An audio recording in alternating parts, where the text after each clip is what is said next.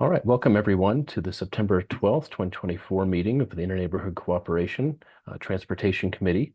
We have four great topics tonight. We'll start with Amy Ford, who's going to present on Vision Zero. This is a rescheduled topic. Amy had some really good news last meeting that she was going to be at, where her son was named Student of the Year. I hope that's all right to share. I shared it when you wrote in that night. So she's back. There's been some big announcements regarding Vision Zero, and now that a couple more months have passed, there'll be even more to talk about. We have Taylor Phillips going to talk about the update to the Denver Moves Bikes map with a little different depth than just the normal public presentation. You know, what are the big ideas? What's going on with the Denver Moves Bikes map that's going to make the next set of years progress even better. Danny Katz from COPIRG is going to join us. There's only a couple things on the ballot this year specifically related to transportation. One is debrucing RTD. What does that mean? And also talk to us about how to learn about the RTD candidates if in your area somebody from RTD's, the seat for RTD is open. And finally, we'll end with a representative from the Denver Police Department, Commander Jacob Herrera, talking about the expansion of automated license plate readers in Denver. There was a big announcement by the mayor that this was an important initiative. So now that that's had a few months, we'll learn how it works, where it exists, what the privacy protections are, and what the successes are.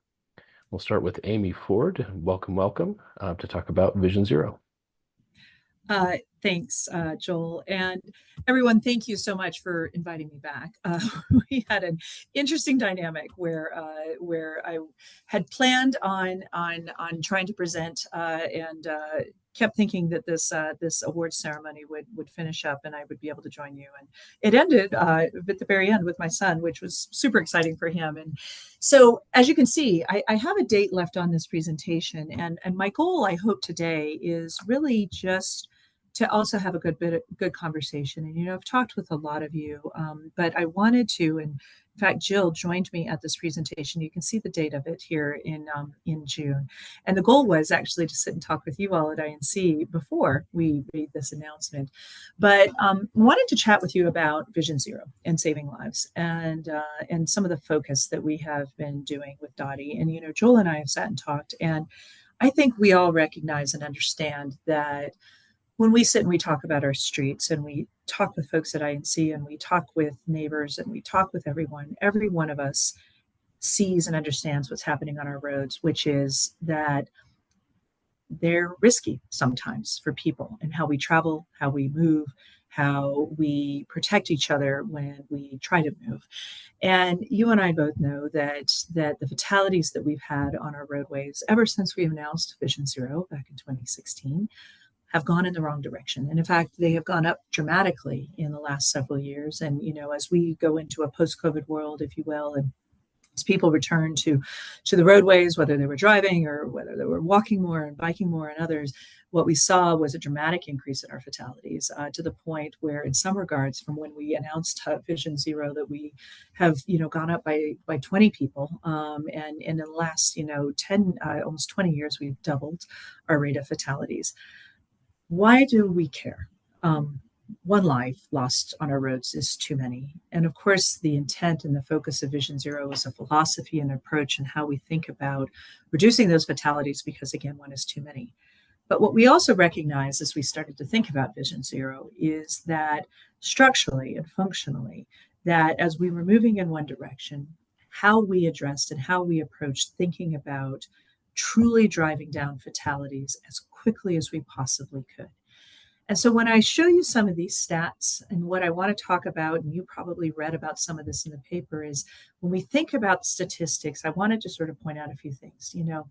We have had the misfortune of folks in their cars dying at higher rates. We've had the misfortune of people who are walking dying at higher rates. Those who are cycling have sort of stayed as sort of a steady cadence, but nonetheless, again, one is too many.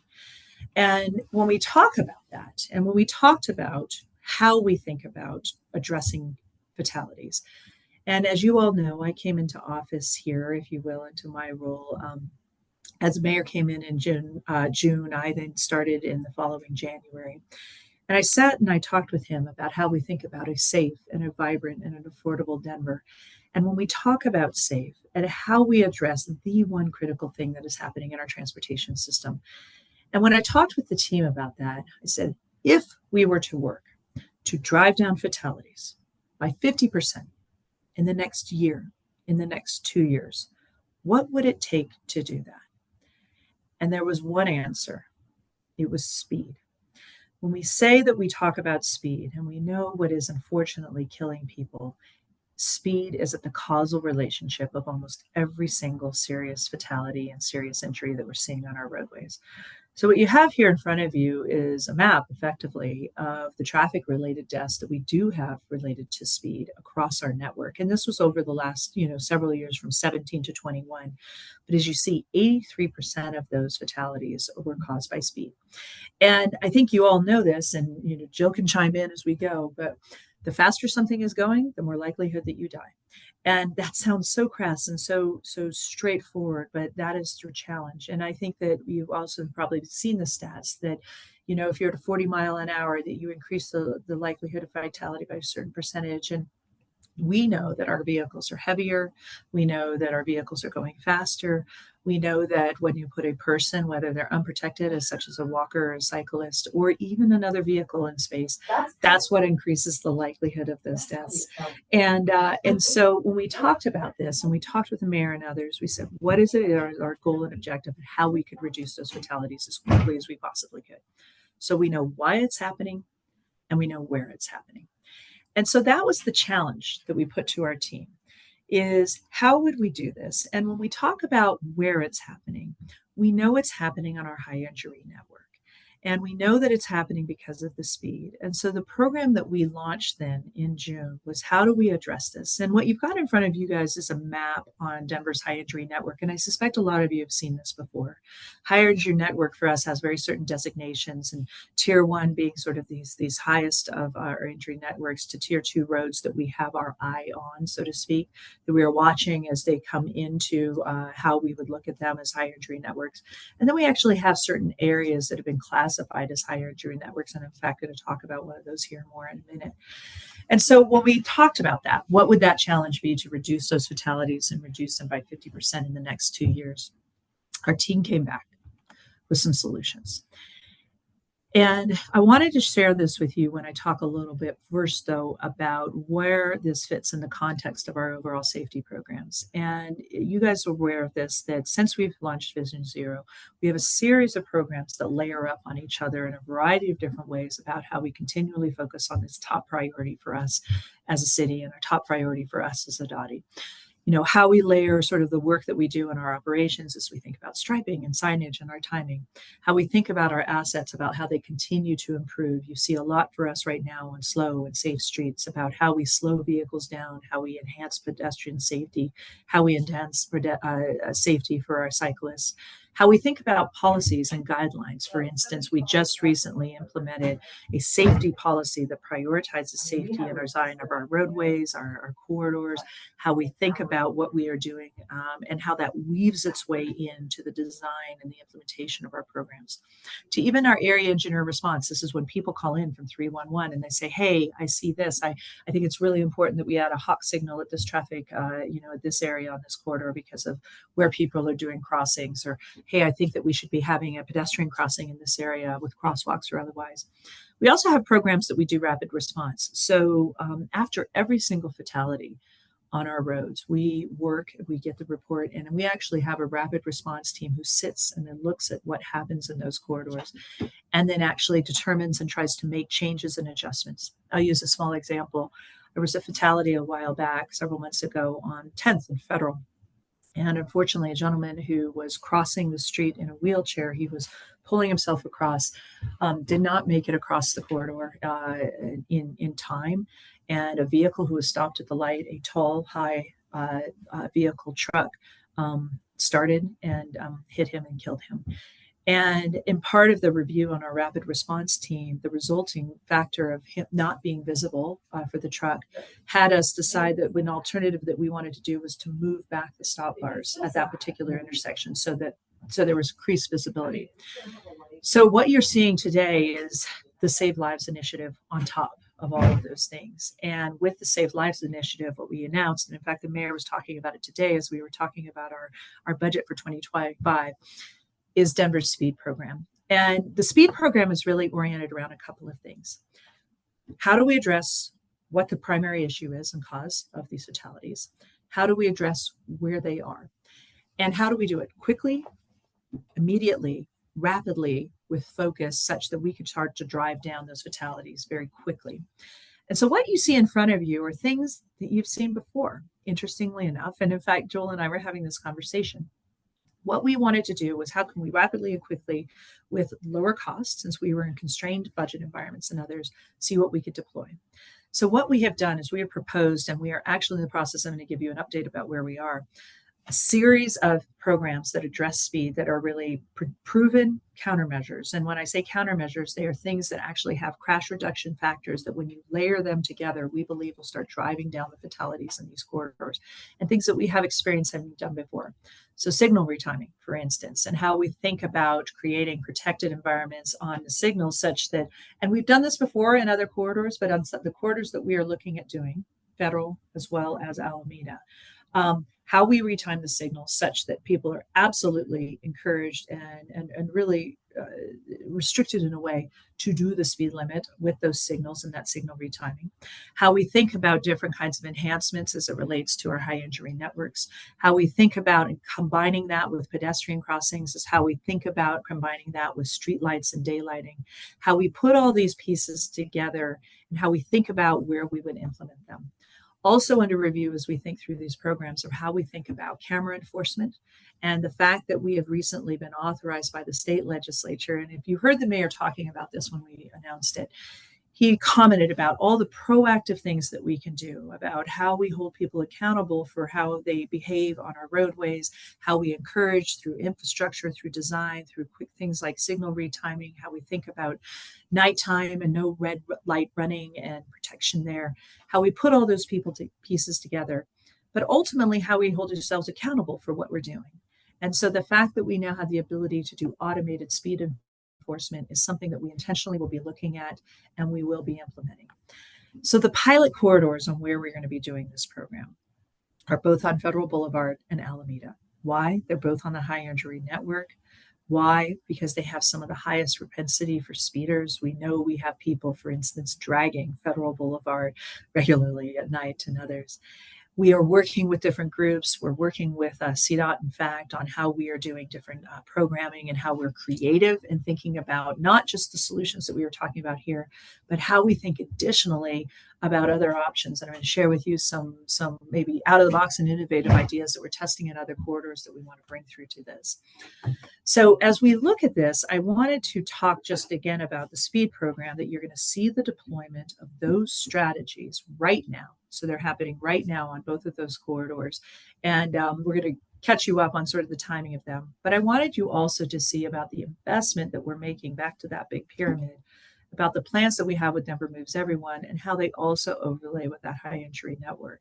And as we move through and continue to invest in our strategies, I wanted to share again what we're investing in right now in 2024 when we talk about safety. So the SPEED program, which is in the process of moving forward, and it's about $1 million or so, give or take, for each of the corridors to implement those solutions with signal light timing, no resting red, which is something that happens at night where we turn the lights to green. So we're actually switching it to reds to slow people down, how we do the sign work, how we do some of these other things. But some of the other investments that we're seeing right now in the corridor is reconfigurations of, for instance, of York that really are about reducing speeds and improving pedestrian safety. How we're thinking about upgraded signal infrastructure in a variety of intersections, for instance, along 8th Avenue. How we're starting road safety audits that are giving us insights and decisions on how we improve safety on several different corridors, starting, for instance, with Tower Road. We see transit in here actually also as improvements that we're making. And why is that? Because when you look at our statistics about where people have fatalities on our system, not one person has died in Denver riding on a bus. And so as we think about mode shift and we think about how people travel, that is, again, something that we weave into how we think about how people safely move. And we're also thinking about protection environments. So many of you are aware that we started the pedestrian improvements program in West Colfax that builds on improvements that we've already been doing. And I bring West Colfax up because, for instance, one of the things that we saw was when we did signal light retiming on West Colfax corridor, specifically from about Federal Boulevard up through just Sheridan as we continue to move further west as we go. But we reduced fatalities with those changes by 70% in the West Colfax corridor. So we know that they can work. We know that we can invest in them, and it's a dedicated resource that we want to be able to put into it. And then you see a variety of other things that we're doing. But let me tell you sort of where we are. So that was June. Today, we're sitting here in September. So let me give you a sense of some of the things that we're doing.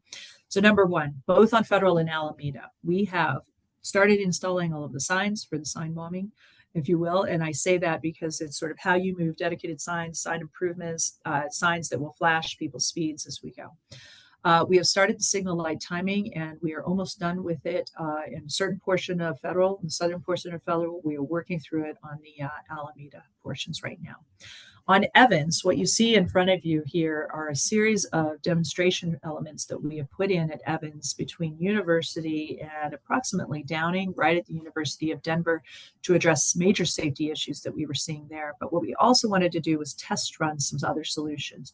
So what you see there is an installation of what we call transverse rumble strips, and it's actually mumble strips because they're a little quieter, certainly when you have things with residential and otherwise, designed to, again, not impede people speeding, but to document it to slow and to encourage people to slow down as they're coming into certain areas. So this, for instance, if you were to drive along Evans, would be right along the area where you have heavy crossings there, right at the land bridge, if you were the pedestrian bridge that goes over.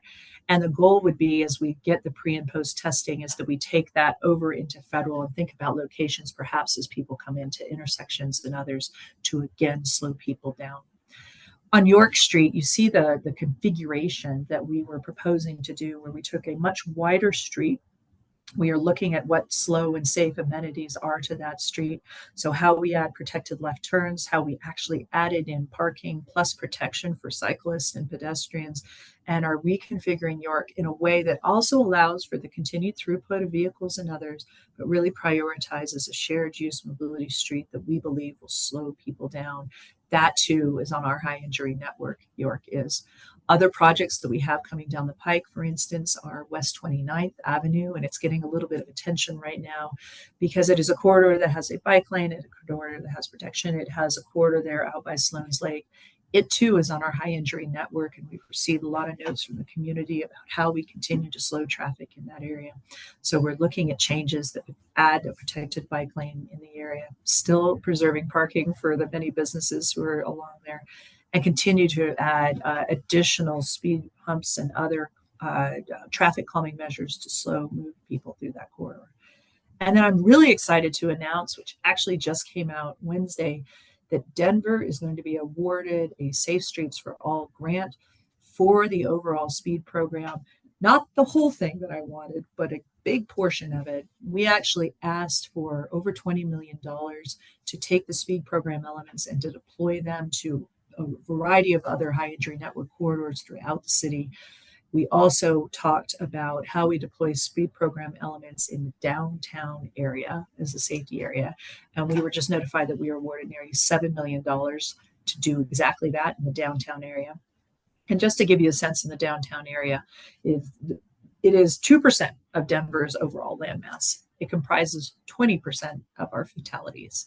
And so the goal of this program is, again, high, quick, fast deployments that do a variety of things. So what you will see are how we add hardening for more protection on left turns, how we make signals actually bigger and more visible, how we add pedestrian bump outs throughout the corridors, how we think about actually protected bike corrals and scooter corrals, which also have the effect of doing some slowing on the street, and pedestrian crossing improvements. So we're really excited to be moving forward with that program.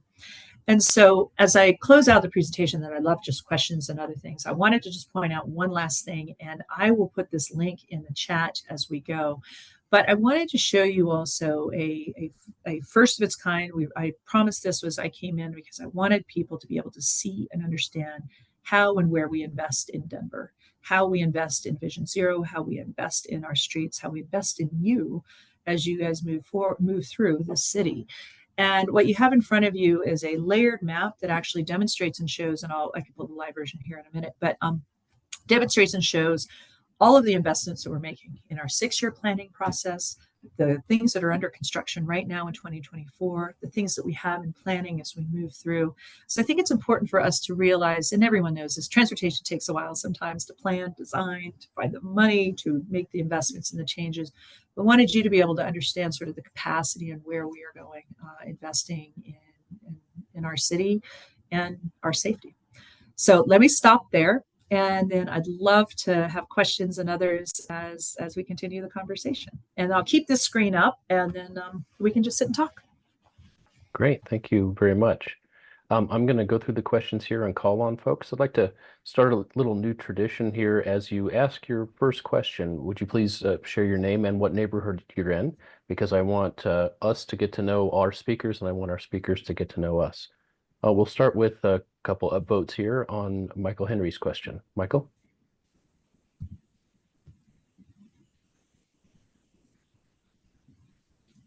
And you seem to be muted.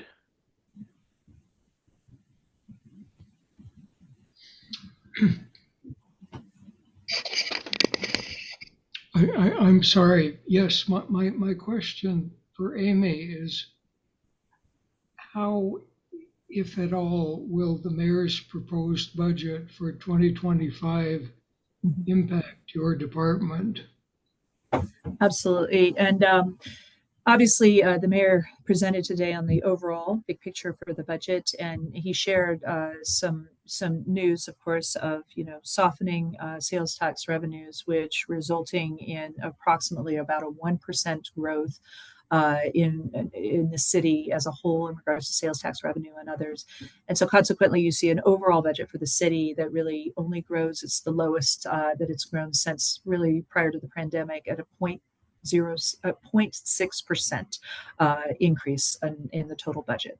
Why do I share that as the first part? Because what you will see with the DOTI budget and then the programs we'll talk more about, this counts and others, is that we will effectively continue to stay flat, if you will, in sort of the overall funding, but with a very focused and continued dedication to our programs related to safety and otherwise. So how we continue to move forward with these programs, with our speed program, continued investments across the board. And many of the improvements, for instance, that you see indicated on that map there that's on the screen still are funded in a variety of ways through bond and other programs. But so we will continue to be making investments in our safety programs, in our speed program.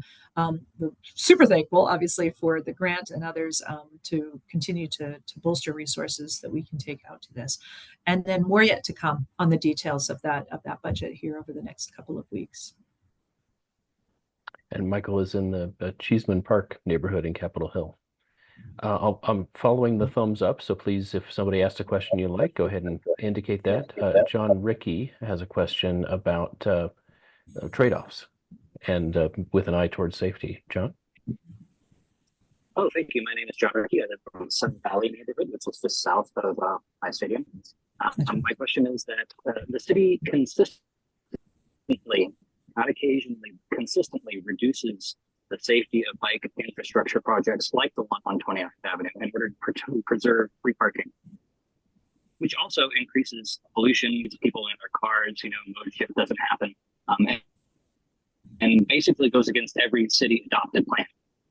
How do you reconcile this consistent failure on the part of the city to implement plans that are in place? The end. Thank you. So a couple of things. Actually, I'd probably disagree with the assessment that we are failing to sort of create a balance in how we want to look at protecting bicyclists, pedestrians, and how people move through our streets. And so But I say that because I think that, you know, as we go into this, so take 29th Street as a perfect example. So existing bike lane on that corridor, on our high injury network, higher speeds on that corridor, an area that we wanted to address and continue to address. And so how we think about it in this order: slowing vehicles, to slow the vehicles as they come through the corridor. How do we create safety in that environment? So how do we actually add safety, such as a protected bike lane? And then how do we balance that with ensuring that people have continued access and others? So in this instance, for instance, some of the parking right in front of our businesses, they did ask us to see if there was a way to preserve that as we balance sort of the use of all of the right of way in the area.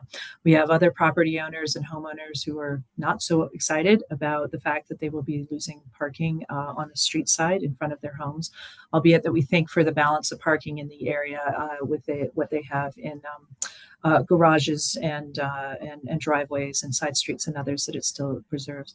So I think that the short answer, now the long answer to your question, is it is always a balance in how we actively use our right of way, how we ensure that we create safety. I know that our primary focus is how we create slow and safe streets and balance that on the safety side, and continue to have choice and use of the right of way for all modes of transportation. I think it's a really important piece that we have, and how we continue to use those assets to encourage things like alternative modes of travel, such as biking and walking and others. So not always an easy answer, and there's not always just one perfect solution, I think, John, but I think that we work really hard to try to make sure that we create that as a balance. I think what you said to me my the other safety day. is balanced with free parking. Pardon? The free parking part of it? Is that the question? Yeah, I think he was challenging the trade-off. free- Right, so And that. safety Go ahead. is being balanced with free parking, and that's not a good look. The free parking part, I understand. So in other words, that we're not charging for parking as sort of an asset, and sort of valuing that in certain areas of the city and others, and then that thereby sort of continues to perpetuate or encourage people who drive and others, right? Is that what you're asking? No, that's an entirely different situation, which you know. But the fact that you're saying we have to balance the needs of drivers for free parking against the safety of people on bicycles, and I do not consider those to be equivalents that can be balanced. Gotcha. No, I understand. Yeah, and I think in the corridor, you're still seeing a protected bike lane, for instance, be a part of that corridor, and I think that we can manage that with also doing some balance on how we think about the corridors. But yep, that is the balance on how we want to put all this together. But I appreciate your perspective. I absolutely understand where it's coming from. Thanks. Sorry for talking over you, John, there. We've got a number of folks talking about the speed cameras. Bruce Basquette said, I fully support the expanded use of speed cameras. You know, police can't be everywhere. But then that turns to other folks questioning some questions about how it will work. So first, Bill Tanner, do you want to ask your question about license plates?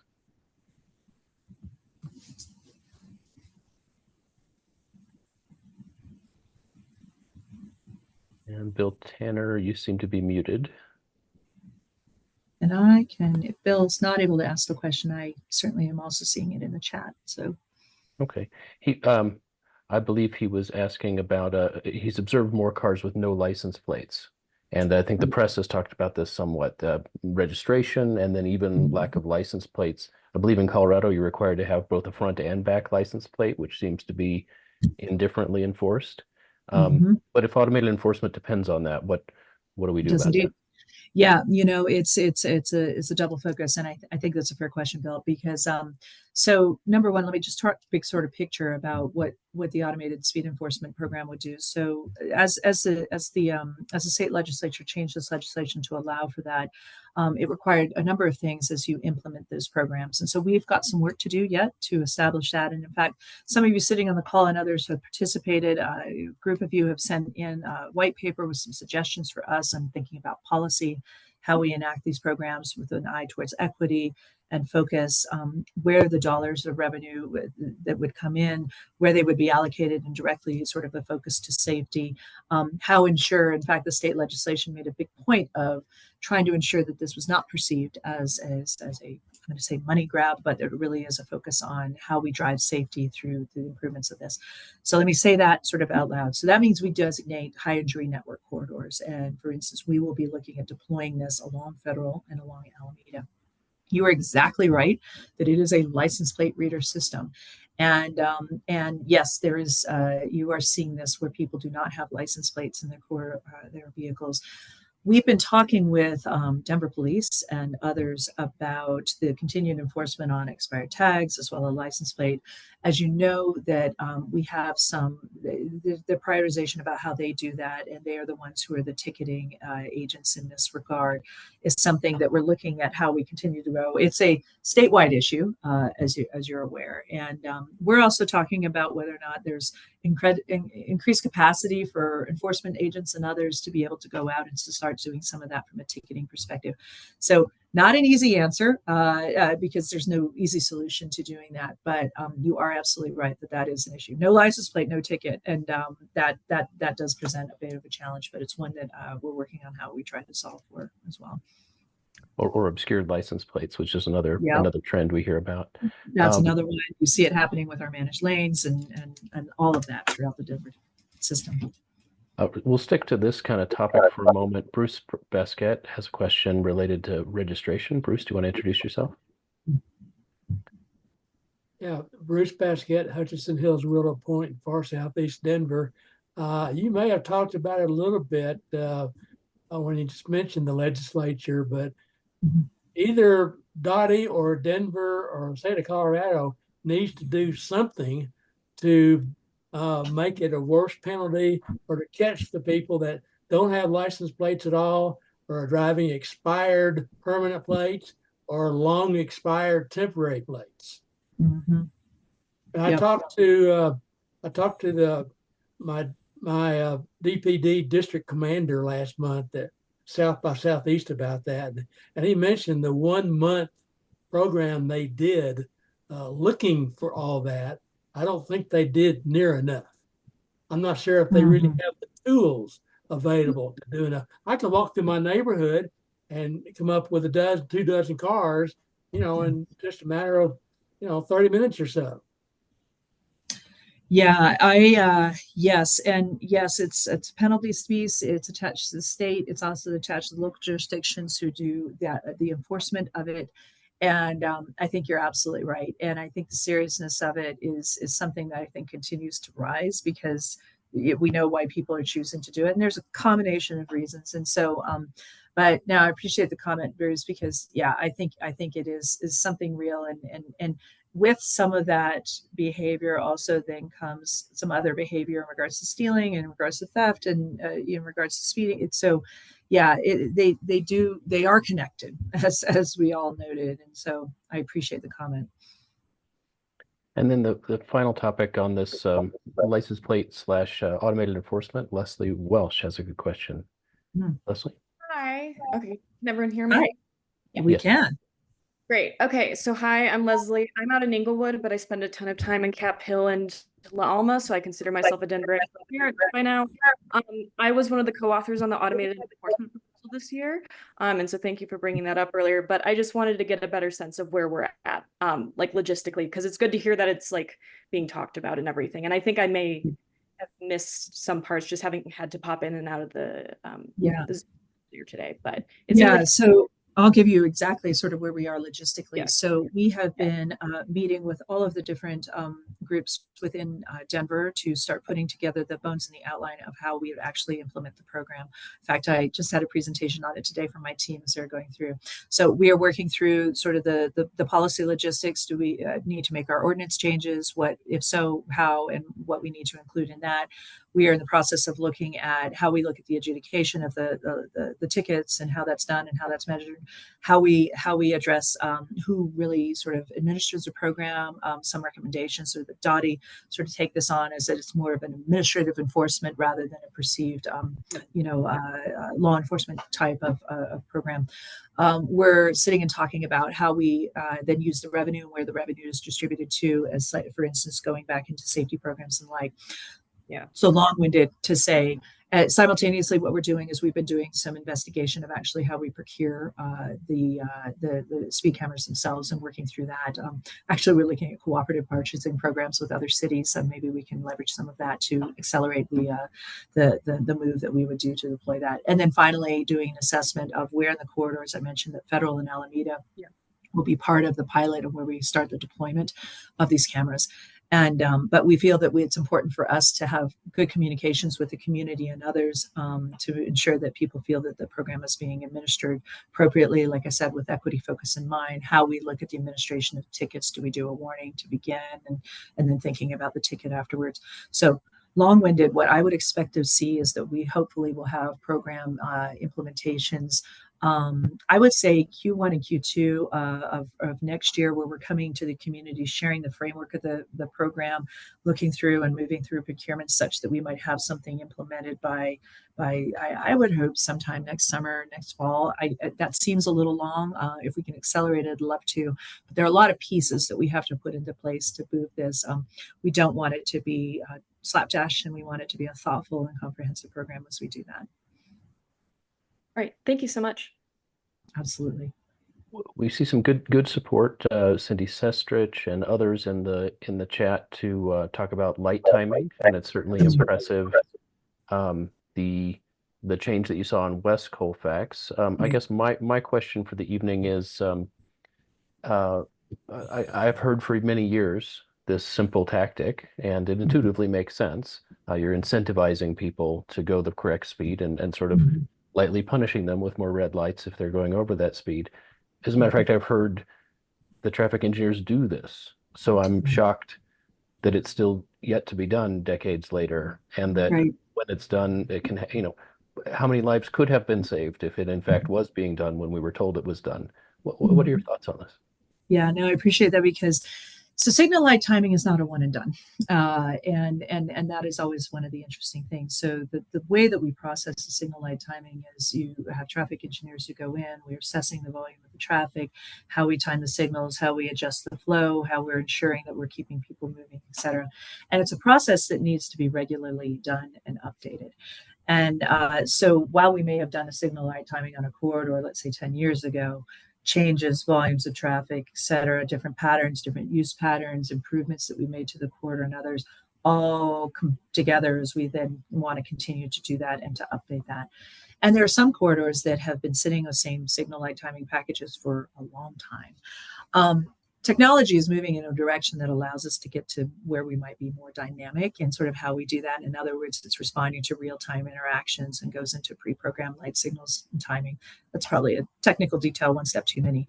But Joel, to answer your question more directly, we have it on some of these corridors. So for instance, Federal and Alameda, it takes a bit. You put together the plan, it's engineered, it actually costs money. It's, to be perfectly honest, the cost that it does for that corridor is close to an $800,000 package to put it all together, to design it, to put it in, to get it figured out, sort of how that works for the entire corridor. And then our teams go in and implement it on the signal systems themselves. So it sounds like something that we should just do. And that is, the cost of it is one of the reasons that it takes a while as we go through all of these corridors. So it's a continual process too. So that's the shortish, longish answer on how it works and why it is also still a solution that when then you implement some of it, you see some of the results like what we saw in West Colfax. And you think, gosh, haven't we been just doing this all along? And the short answer is yes. And then we continue to do it. Okay. Sticking with changes to how the corridor works, Pete Winterscheid has a question about your comment on stop bars. Pete? Yes. Said son is calling, so let me put my phone on mute. I'm sorry, I didn't have that on mute earlier. But Pete. No worries. Hopefully you all can hear me. Yep.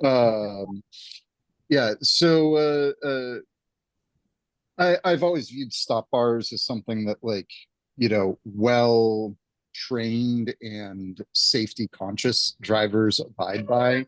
But, you know, that's a frustration of, you know, my father continuously, still to this day, stops with his rear bumper on the stop bar. Yeah. So, and, you know, you look around and like, I think people are surprised to know that stop bar is a stop bar. Yeah. So is this something that, like, if we're going through the hassle of repainting all these intersections or things like that, I'm sure that does not have an insignificant cost. Would that money be better spent for some sort of daylighting, or at least if we're going through the hassle of that, putting bike boxes at the front of intersections, or you know, like, I just question, like, is that the best use of funds to Yeah. move them? Yeah, and you know, it's one of many solutions, right, Pete? And it's I think that's the piece of it with these sort of layered approaches is no one thing is the solution. You have driver behavior that works or doesn't work in certain conditions. You know, when you move a stop bar back by 5 or 10 feet, it does increase and create visibility. The bike boxes, you know, have some of the same effect, that kind of deal. But you know, when this particular instance, and we still haven't put that improvement out because there's some adjudication litigation going with this particular crash and stuff that still needs to be resolved. But yeah, it's that one in particular is something that we could do quickly and expediently. There are other changes and improvements sometimes that take more effort and investment, and so we try it all. I think is the short answer. We put them all into play. It's not just one or the other on that. And, you know, to this end, and I'm talking about a lot of solutions and engineering solutions. And I noticed that Mr. Baskett followed up with asking if we've talked with Wes Marshall, who, as everyone knows, wrote the book, you know, Killed by Traffic Engineer. And the short answer is yes. I actually asked my team to reach out to him. I need to do some follow up with all of this, and I haven't talked with Wes personally, but because I want to talk with him about some of the things that we're doing within like the speed program and others to get insights and thoughts about how we continue to move ourselves forward in some of these changes or improvements and what we might be able to do. And so that's a quick note to your question there, as I saw that when I'm sitting here talking about a lot of different engineering types of things. And so. And then staying with changes made to the road to change behavior, John Hayden has a question about a popular change that we haven't seen a lot of in central Denver. John?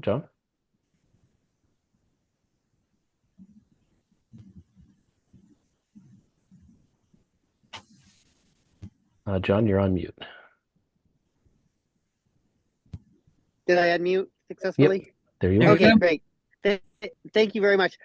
One, I would like to start by thanking you for the bicycle infrastructure improvements that have gone into downtown Denver over the last, very recent past, and perhaps the investment in bicycle improvements is one reason that the bicycle deaths have at least stayed flat as opposed to going up compared to the pedestrian and car deaths. A question that I specifically had was about, I'm in the 5 Points neighborhood, and we have a corridor through 5 Points along Stout Street that is a one-way street that comes out of downtown and goes through 5 Points in 2 lanes of one-way traffic that create it's a very wide street, and it creates essentially a speedway. And our community has worked now for literally decades to try to get this addressed and the street converted to two-way through street design to reduce those speeds, because the speed limit doesn't work. And so we want to know if this is a priority for DOTI, if we will see that conversion happen in this coming year or soon. Uh, so it is on our list. It is absolutely something that we are wanting to move forward. As Councilman probably told you, and I was sort of honest about all of this, is we moved some of the rescissions last year in this year in 2024. The stout conversion actually was something that was delayed as a part of sort of funding as we were moving forward. It is still on our list since we work through sort of our budgeting and our planning right now for our capital programs. It is absolutely part of the plan. I need to do some double checks with the team on sort of where we are with that. So we see it, we hear it. I know exactly what you're talking about. I see someone else has asked a question about sort of one-way streets versus two-way streets and safety and such of those. And we could talk about that. In fact, I could even ask Taylor and others if they want to chime in on this. It's my call. So John, I don't have the perfect answer for you to say that it is absolutely on the list to be constructed this year. It's not quite yet. And it did get delayed this year in part because of some of our rescissions. But we do want to put it back into the planning process and how we move it forward. Thank you. And more broadly than one street, conversion of one way to two way is a tool in the toolbox in the name of safety. Yeah, it absolutely is. And I think, you know, as we recognize, we obviously have a series of one-way streets, you know, through Denver that facilitate traffic, that facilitate movement, that we are working also on how we think about, because as with many of those, I'll use the examples of 13th and 14th, for instance, as you go further east in Denver. And we're in the process of completing a study right now on those parallel streets as it is attached to the Colfax BRT program, and sort of what will the impacts be as the BRT comes in, as it shifts traffic and reduces laneage along East Colfax, and then what that means for other streets. And that will be including things like safety improvements and others. It will not probably decouple those one ways, but as we sort of look at some of those improvements, it absolutely is place that is part of that toolbox and how we think about safety. Thank you very much. We've given a generous amount of time for this very important topic, but we are going to move to our next speaker. You're very welcome to stay with us. There are other questions we didn't get to. Apologies, I was trying to pick the ones that had the most kind of safety. I will. I'll work to try to impact. respond to some of them in the chat here as I stay on for a few seconds, that would be fantastic. and listen to Taylor talk a little bit more about our Denver Moves Bikes programs. Yeah, Taylor's a rock star, so I'm very happy to introduce Taylor Phillips. She's leading the Denver Moves Bikes update, and no pressure presenting in front of your boss. Everybody thinks you're great. Awesome. Well, yeah, I was gonna say this is a tough act to follow, having to follow the executive director of DOTI, but I'll do my best here. A little under the weather, so excuse some funny voices here. But yeah, I wish I did know the answer to when the Stout Street conversion is going to happen, and if that's on the books, we can certainly look into that and get back to you all. But without further ado, Denver Moves Bikes is going to be a little bit less of a traditional PowerPoint slide type presentation, like I'm sure you all see very frequently.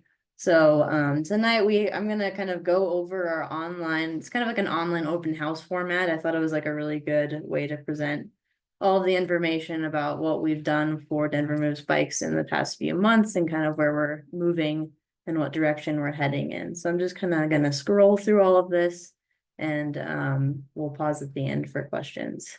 But if you haven't heard, Denver Moves Bikes is the update to our citywide bike plan. So that's kind of, in short, that's the lines on the map for where we want to build new bikeways and what those bikeways are going to look like. Are they going to look like the protected bike lanes like we see in a lot of downtown? Are they going to look like the neighborhood bikeways like we see in a lot of kind of South Central and Central and Northwest Denver? We built a lot of those last year. And kind of we're charting our 20-year vision. So this is a really long-term plan. None of this is set in stone. None of this is we're going to turn around tomorrow and start building anything. This is our long-term vision that really helps us to chart the course for where we're going to build bikeways in the next 20 years and develop that vision and goals. So why do we want to build a safe network of streets with bikeways? So the first reason is we want people to feel safe and be comfortable when they're traveling in Denver, no matter how they choose to get around. This isn't about making everybody needs to ride a bike for all trips. We're just making sure that the folks who want to ride a bike have that option to do so no matter where they live. Sustainability, I think you all know that active modes of transportation, walking, biking, and taking transit are much better for our air quality and lowering emissions in Denver. And again, more choices. We want to make sure we have equitable access to jobs, education opportunities, recreation. Bicycling is a super cheap way to get around. It's a lot cheaper than sometimes even taking the bus or owning a car, especially. And then just making sure that people have a dedicated space for comfortable travel. So we're reducing conflicts on our streets, both between people driving and people biking, and sometimes even people biking or scooting and people walking on the sidewalk. So just making sure everybody has a space where they can travel safely and comfortably without conflict. So in kind of November, December of 2023, I think I came to you guys and gave you a presentation on our last public engagement effort. So as a result of that, we got feedback from about 3,000 Denverites who gave us some feedback in the form of, we had kind of a multiple choice kind of survey questions. We had about 2,500 survey responses from that. We had a big map where you could just drop points and draw lines on it and say, this is where I want to bike. This is where, you know, the bikeway isn't super great right now. So we got about 5,000 of those map comments, and then you could thumbs up or thumbs down other people's comments. So we got about 60,000 thumbs ups and thumbs downs on other people's comments, which was pretty cool. Some of the key things that we heard, so I kind of break these down into like the big major citywide themes and then the location specific. So the big citywide themes are, we heard that people want greater density of bikeways. They want more bikeways in more places. We heard a lot about barriers, especially our highways and our rivers, railroad tracks even being kind of major barriers to get where you want to go. We heard that our existing bike routes aren't super direct all the time. Got to make some sort of weird wiggles to get from A to B sometimes, and it's not really necessarily always the fastest way to get where you want to go. We heard a lot of feedback about the dislike for the flex posts, the white tubes that you see in the ground sometimes, and that a lot of folks would prefer those permanent materials that are often a little bit more expensive. So those come with some trade-offs. And then we also heard that folks want more bike parking and more education for both bicyclists and for drivers as well, for how to share the road with one another and how to coexist. So these are kind of the more location specific themes, and we made these kind of cool little heat maps and things. This isn't capturing every single comment and every single thing we heard from everybody. So if you notice some sparsity in certain neighborhoods, we definitely got comments in all Denver neighborhoods that just didn't kind of show up in the heat maps. So one of the questions, the things that you could draw on the map were, where do you want new bikeways? So we are using this information to determine where we want to add new lines to the map, where we want to add lines to that old 2015 bike map that is now going to be out of date. We also asked folks, sorry, where there are issues or concerns with some of our existing bikeways. So where do those not feel super comfortable? And so that's helping us identify, where should we upgrade some of those existing bikeways? Where should we take a look at why those aren't comfortable, why those aren't safe, and how can we address those concerns through our capital program?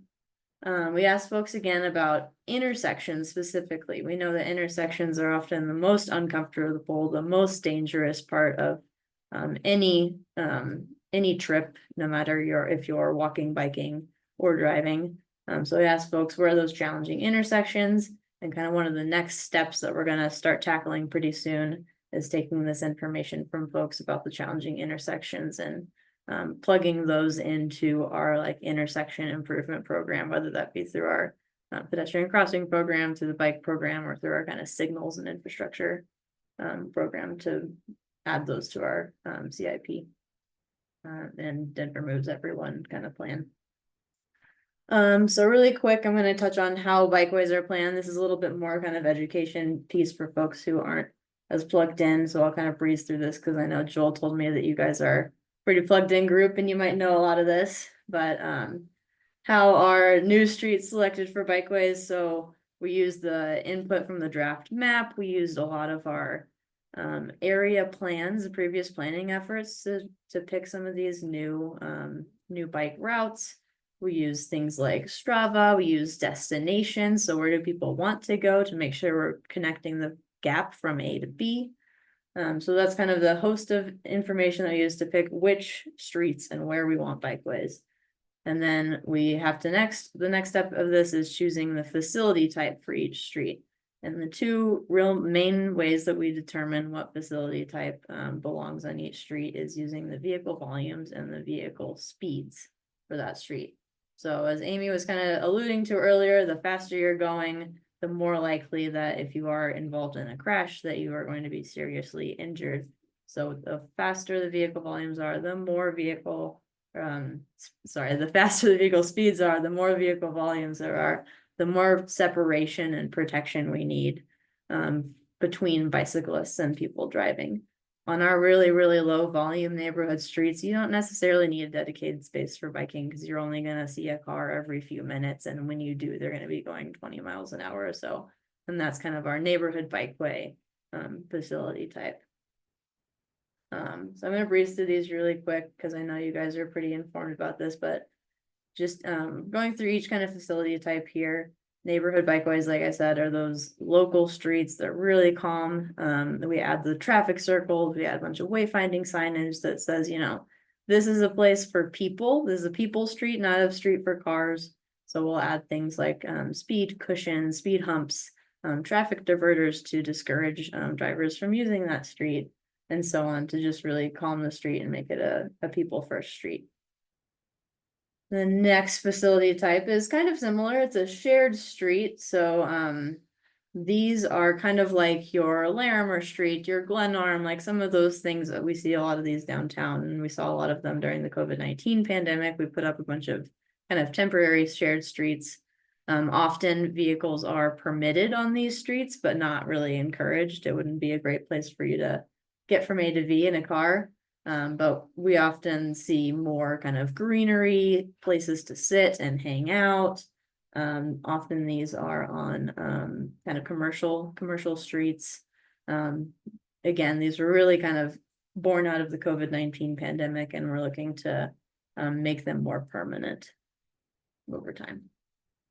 Next we have bike lanes and buffered bike lanes. So these, everyone knows what these are. They're just paint on the road that distinguish where bikes should be traveling from the motor vehicle traffic. And then we have protected bike lanes. So these can be anything from the South Broadway, like you see here, to Brighton, where it's kind of elevated, it's at sidewalk level. That's still a protected bike lane as well. You're being protected more by vertical separation than kind of horizontal separation from cars. And then finally, trails and shared use sidewalks. So we know and love these, the Cherry Creek bike path, the Flat River Trail, and so on and so forth. So how are bikeways funded and built today? So today we have three main sources through which we kind of fund and install bikeways. The first of which is the Community Transportation Networks program, and that we have projects in Northwest, Central, and South Central Denver that have been ongoing since 2020. We started construction on those last year, and we'll continue to finish up constructions in those three networks over the next 2 to 3 years-ish. We have the general obligation bonds, so Rise and Elevate. Those were voter-approved projects that install streets with bikeways.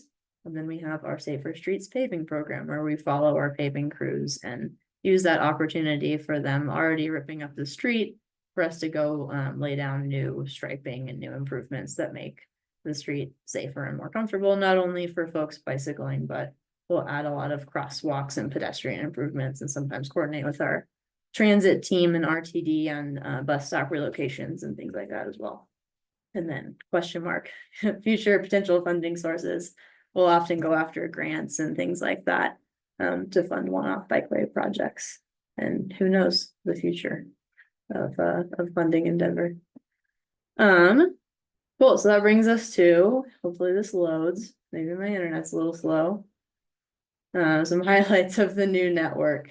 So yeah, all of this kind of has brought us to the draft updated network. So emphasis here on the word draft. We're collecting feedback from the public, We started about a month ago collecting feedback from the public, and we'll close this survey on September 23rd, I believe.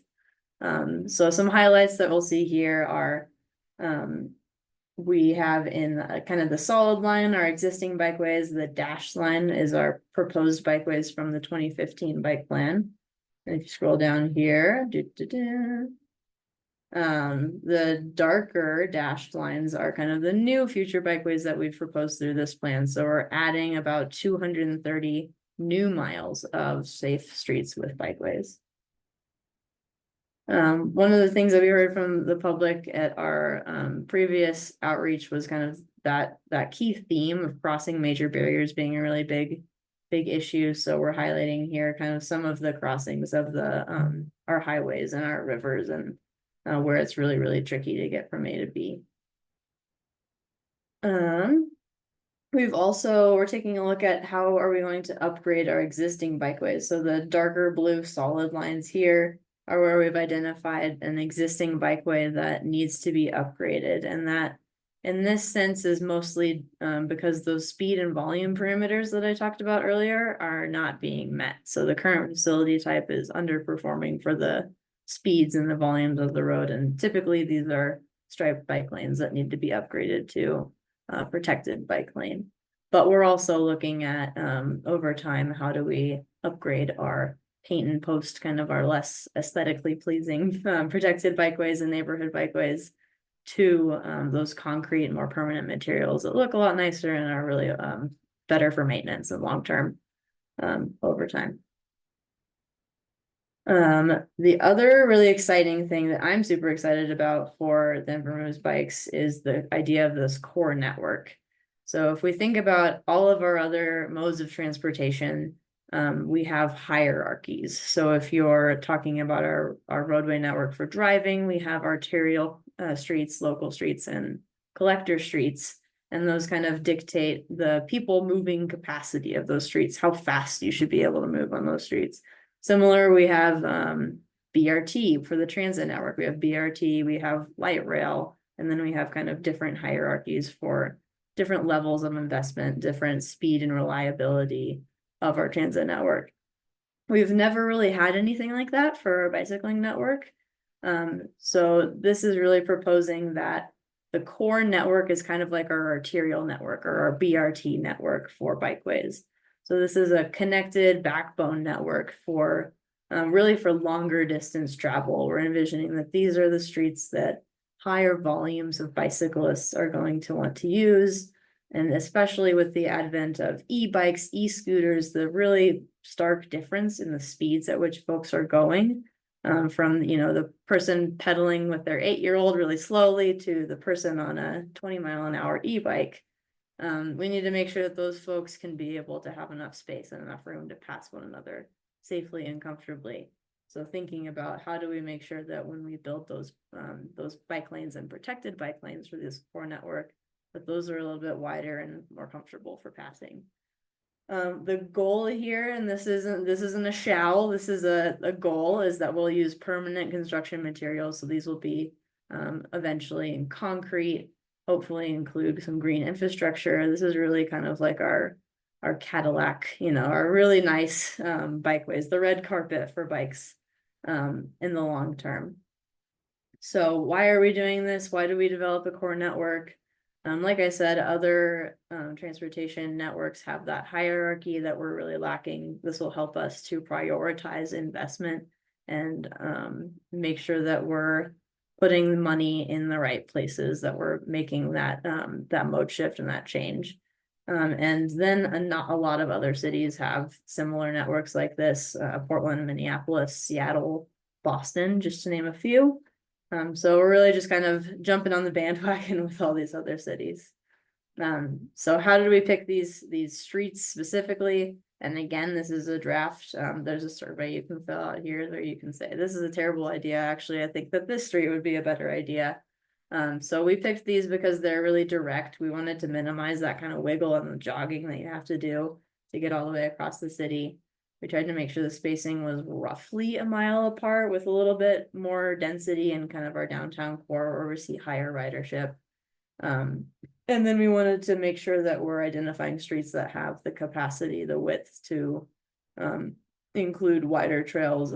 Neighborhood bikeways are also included in the core network. So not to say that neighborhood bikeways aren't kind of one of our high comfort facility types, because they certainly are, and they certainly can facilitate that long distance travel. And you'll see a few of those neighborhood bikeways existing and proposed on here as well. Taylor, I'm going to ask that you've kind of got the big question, the big concepts out there. We can take just a few minutes for questions. Yeah, I was just done. So that was perfect. So yeah, this is the online map. Please share with your friends, your family, your networks, and so that we can get as much feedback on this as possible. And it's going to be open until the 23rd. Correct. Fantastic. Let's try to be kind of rapid fire, short questions, short answers, so we can get through some of these. I'll start with Jason Schaefer about design guidelines. Hey, I'm having bandwidth issues, so I'm just going to be on audio. Can you hear me? Yes.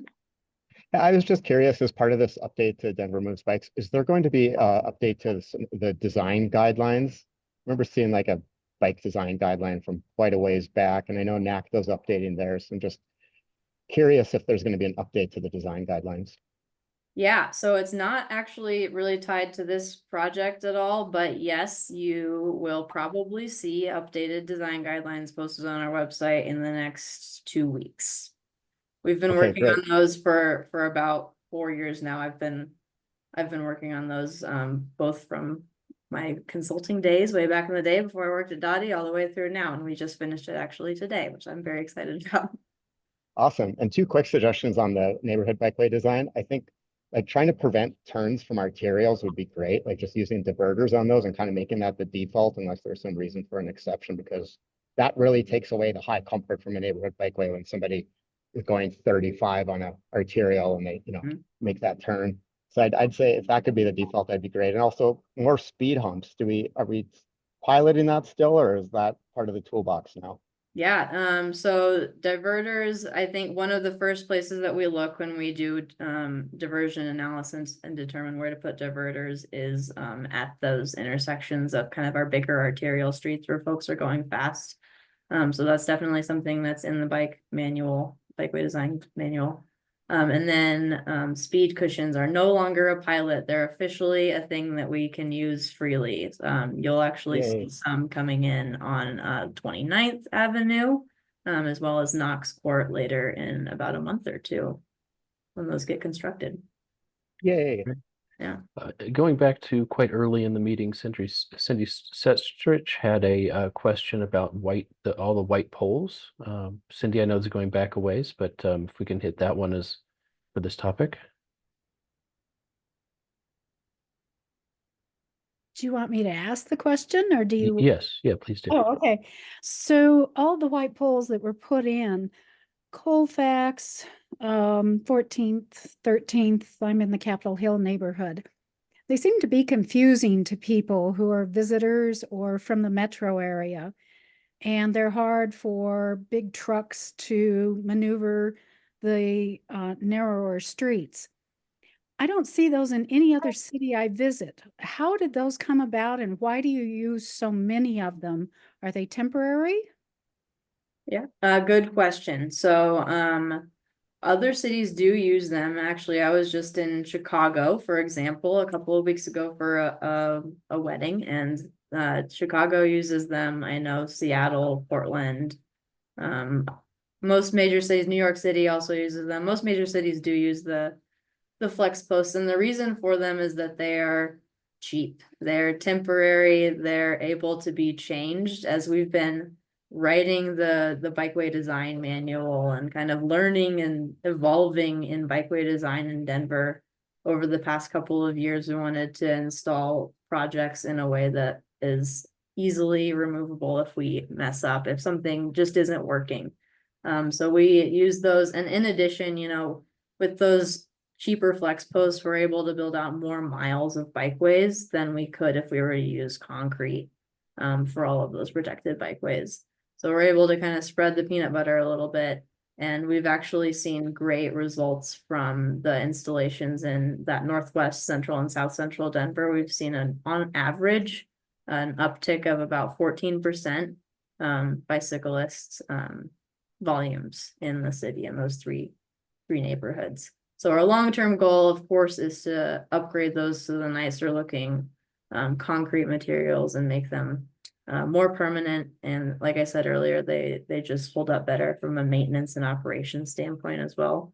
And part of this plan is to look at how are we going to upgrade those over time. So we're just getting started on how do we prioritize which ones get upgraded and where.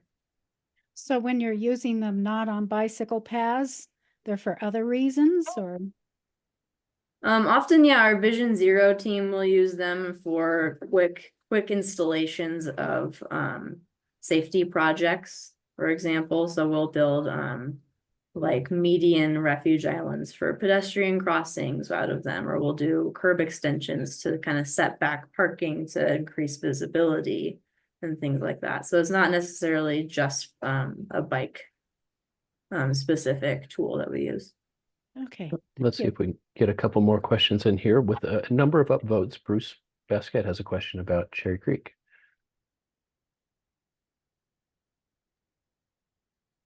Yeah, Taylor, is there an early plan to widen the Cherry Creek Trail going northwest from about Downing, going all the way to Confluence Park? Yeah, I think I've chatted with, so Denver Parks and Rec actually manages the trail, but I'm in contact with their trail planner pretty regularly. And that's definitely one of their goals is to widen both the Cherry Creek and the Platte, so that it can serve that high volume of people that we already see and expects just to grow. Any idea when? I have no idea. I know that it's definitely a priority for Denver Parks and Rec, but it's not something that I can answer, unfortunately. Okay, thanks. Yeah, so there's some great early plans for Spear just in the downtown section and so forth. But of course, the Cherry Creek Trail is much more than that. We have a technology question from Leslie Welsh. Hi, I'm currently trying to teach a friend how to do like urban biking, through Cap Hill, through, just like the neighborhoods and stuff, just so we can start using it more. And I keep trying to refer to Google Maps, for example, and every time I notice like the routes like I'm suggesting based on like where I've gone before, it often suggests routes that are either just inconvenient and relative to like what's actually like possible, or just sometimes even frankly dangerous. Like I've seen it suggest biking on 8th Avenue, for example, which would be just not great for someone, especially. So like, what is DOTI doing to work with like these companies like Apple, Google, et cetera, to like actually provide biking directions that make sense? Because the average person isn't plugged into the, the bike lobby stuff necessarily on like an intense basis like some of us are. And so like doing those like day-to-day directions, like I do like when I go drive, is like really important. But yeah. Yeah, good question. Google has been notoriously a little bit difficult to work with in the past, but we do periodically try to send them our data on where we've recently built new bikeways and suggest to them better routing.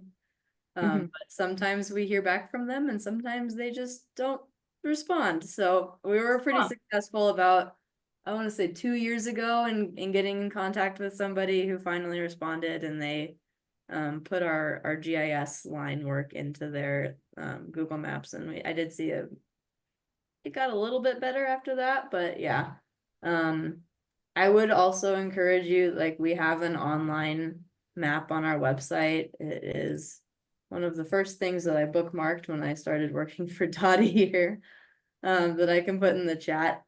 And we also have printed maps that we'll do every couple of years. We printed some last summer, so they're fairly up to date right now. And feel free to reach out and we can get you some of those printed maps as well. Okay, thank you. Yeah.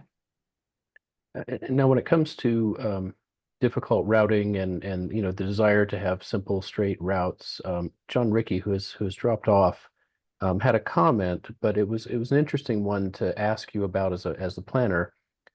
Protected lanes apparently had been on Washington and Clarkson.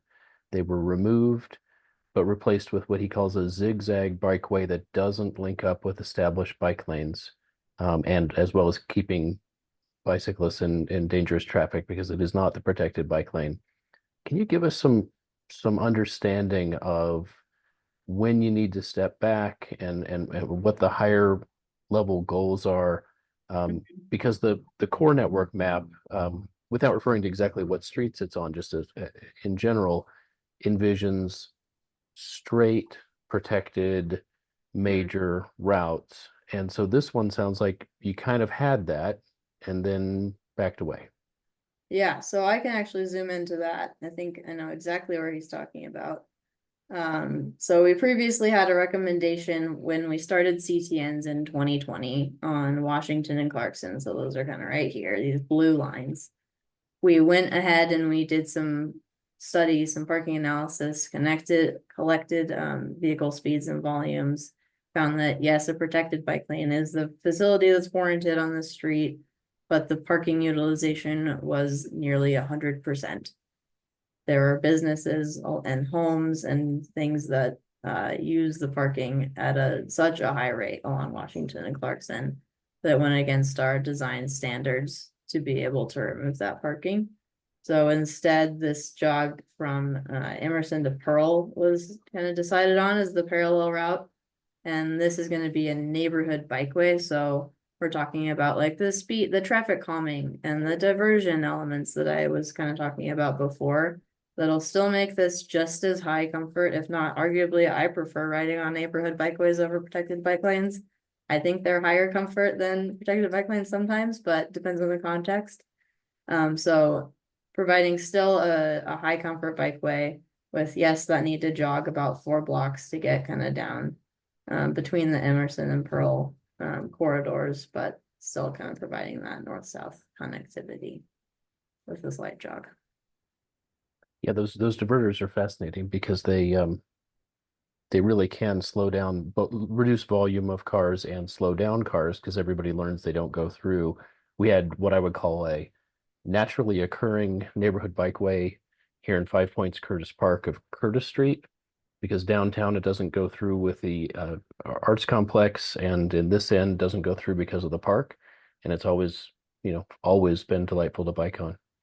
Let's end with since you had the map up, we don't have to look at the map, but it made me think of the last question. John Hayden has a question about how to make a recommendation that's hard to place a single pin on, and that is for a 5280 trail. John?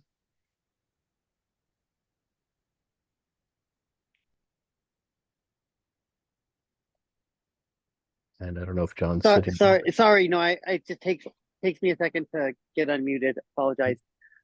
Yeah. So my question is about the 5280 trail, which the route for that has been largely established, and they're actually going to start building it with the Acoma Street portion in the next year or 2 years. And so I was wondering if it made sense to put that trail on the map of the network. That's all. Yeah. As a 20-year vision map. Yeah.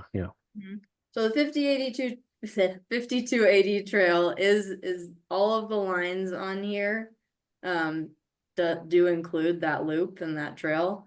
We're just calling out the facility type that would be needed on the street today is kind of a more near term. If, I know that the 5280 is kind of a long-term vision, and the Acoma Street project is super exciting that they're building a few blocks of it. But if we need to build out interim bikeways on the trail before the long-term vision gets realized, we're identifying those streets as important, but also what facility type would be needed given the existing condition and speeds and volumes of the street, with the goal that long-term we have that real green street like vision that is really just amazing for people walking and biking. Well, thank you so much for joining us tonight and giving this more personal overview than the and talking about the big picture. Everyone, please put your comments in, and if they don't easily fit on a map, there's a way to write in. We're going to turn to, and we thank you for joining us, Taylor. We're going to turn to Danny Katz, who's joining us from COPIRG. It is going to be a very, very long ballot this year, but there aren't that many items that are transportation related. And the one standout one in this region is really to do with funding for RTD. And Danny has a way of explaining it better than anyone else. So welcome, Danny. Hi, everyone. Thanks for having me. I'm Danny Katz. I work with COPIRG. We're a consumer advocacy group here in Colorado. I personally live up in Northwest Denver by in Berkeley by Regis.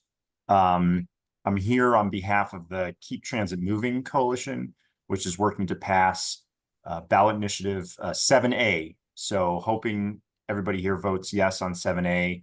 And to the extent you can through your neighborhood associations, either endorse 7A or at least provide information to your members and to the people that live in your neighborhoods. So the basic story behind 7A, we have a transit agency in Denver, in the Denver metro area. It's called RTD. In 1995, when the Taxpayer Bill of Rights passed and there was a cap put on many local governments that restricted how much tax revenue a particular government entity could retain.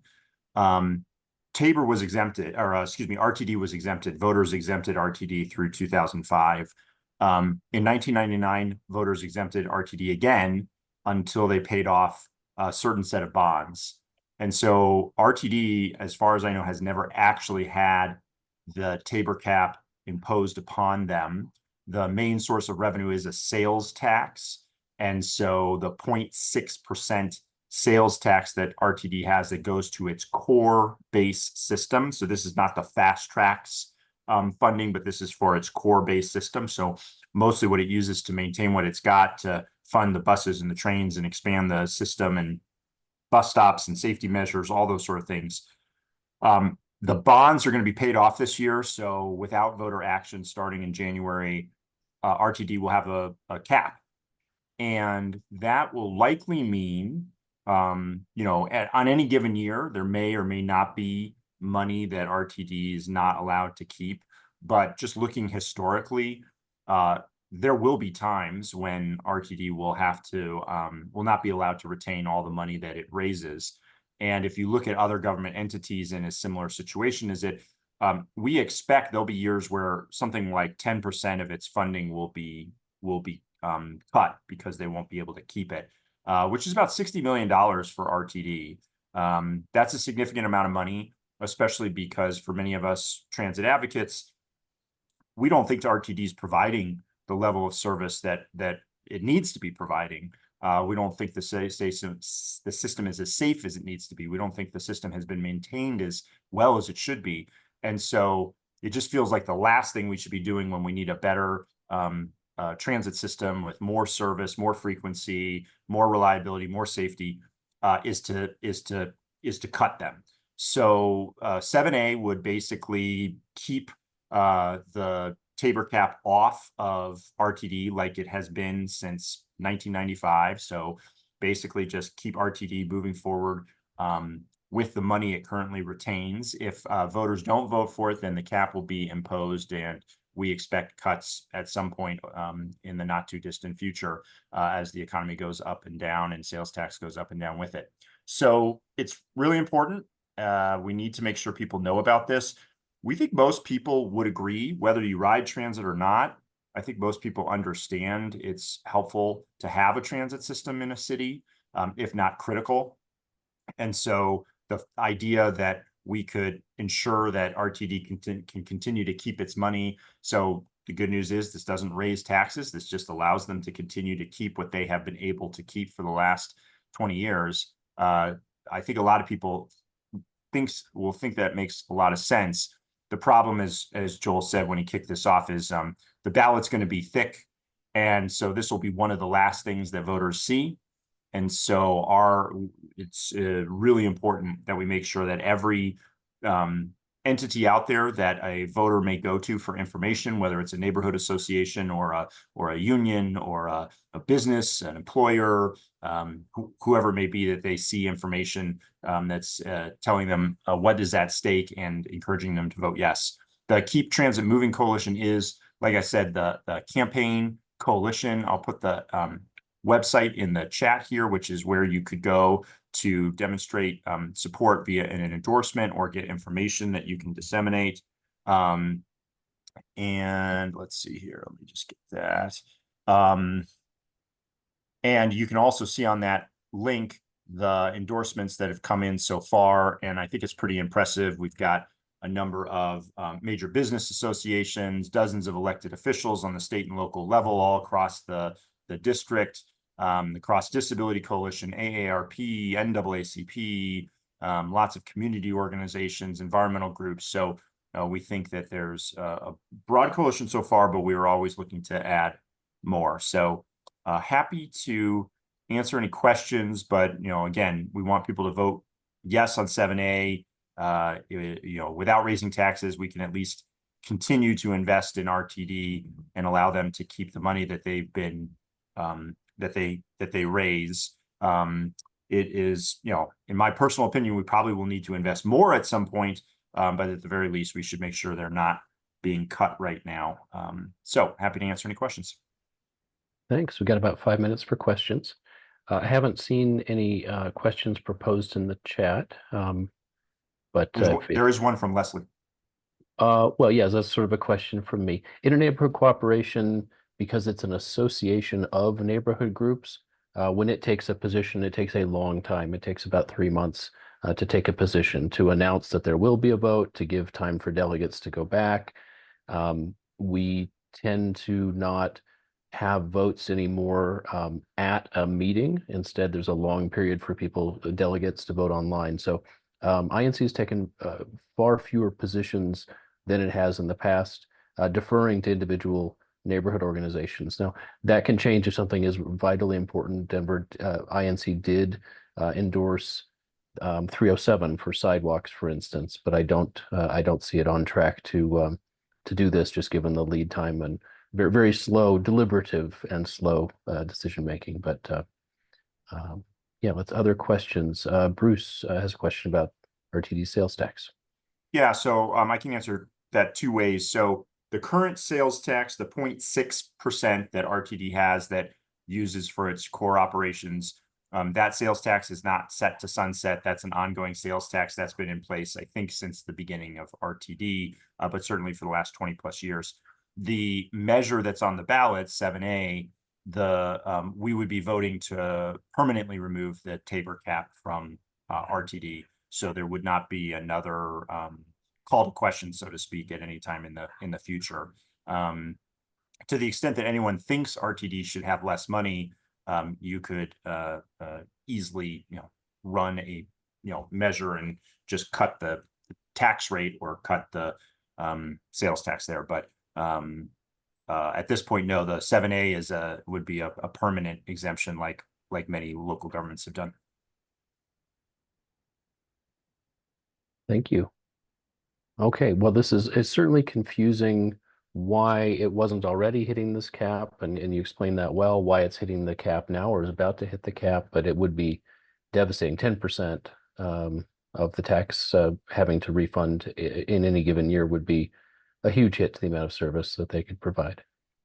Yeah, and again, it's not guaranteed it'll be 10% every year, but we know it will at some point, and we know Tabor caps are ratcheted down. So when it does go down, it doesn't bounce back up quickly. So you can only grow at a certain pace. So once it does go down, then it really is a major hit for our transit.